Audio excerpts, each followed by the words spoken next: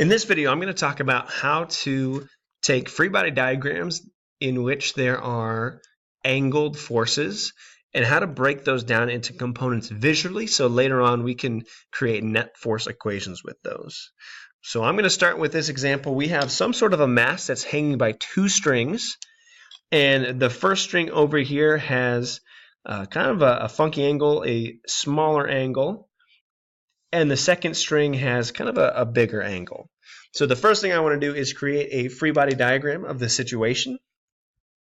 So I'm going to focus on the mass as my object. So I'm going to draw a little dot to represent that point mass.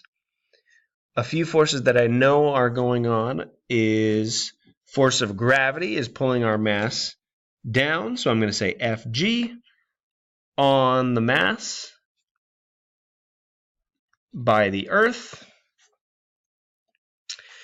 And I have, it looks like a tension force going off in this direction. So I'm going to say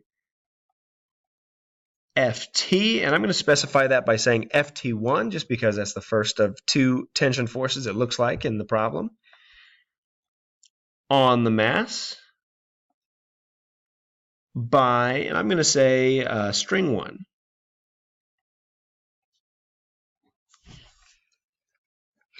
And do kind of the same thing for our other string over here. So we have kind of a force going off in that direction roughly, maybe a little bit steeper.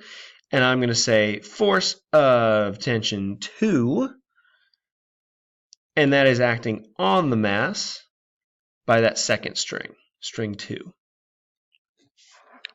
Okay.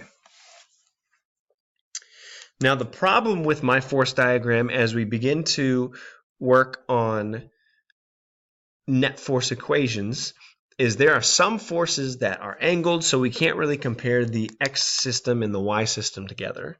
So what we're going to do is we are going to define our coordinate system. So what that means is I'm going to show what the X-axis looks like, the horizontal forces, and what the Y-axis looks like, the vertical forces.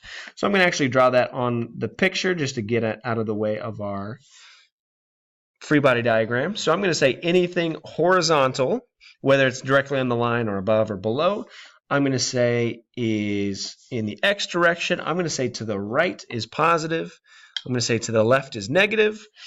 And in the vertical direction, I'm going to call that my Y direction. And I'm going to say up is positive and down is negative. So now I've kind of set my coordinate system up. The next step is I need to identify any forces that are not purely X and Y and break those down into their components. So as I look at these, according to my coordinate system, it looks like the only force that is completely X or Y is my gravitational force, because that is purely vertical. So I'm not going to do anything with that. I don't want to break that down into components. But it does look like I have these angled forces, which means I need to break those down so I can compare their X and their Y. So I'm going to try to use a different color to represent those.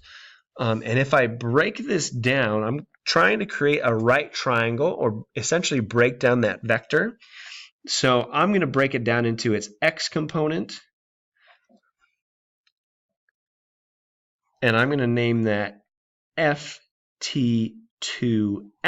So that's just representing the X component of my second tension force that I wrote up there.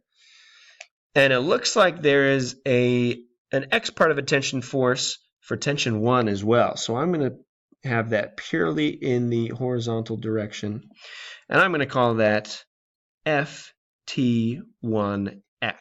So that is my X portion of the first tension.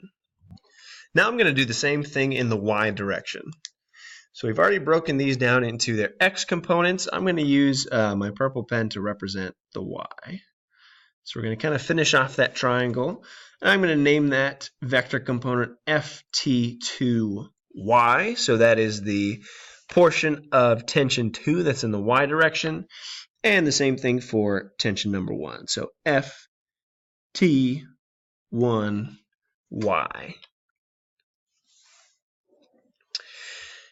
And it looks like force of gravity is purely in the y direction, so I'm going to try to sloppily overlay that with purple just so I can kind of see that visually.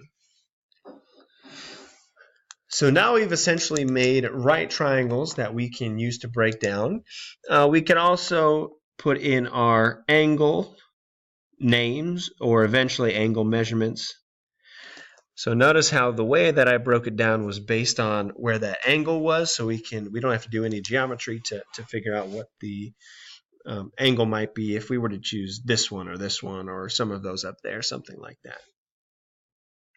So in a nutshell, that's how we break down angled vectors into their components. So notice how we created our free body diagram like we usually do, but now I created a coordinate system that was easiest for me to break down components.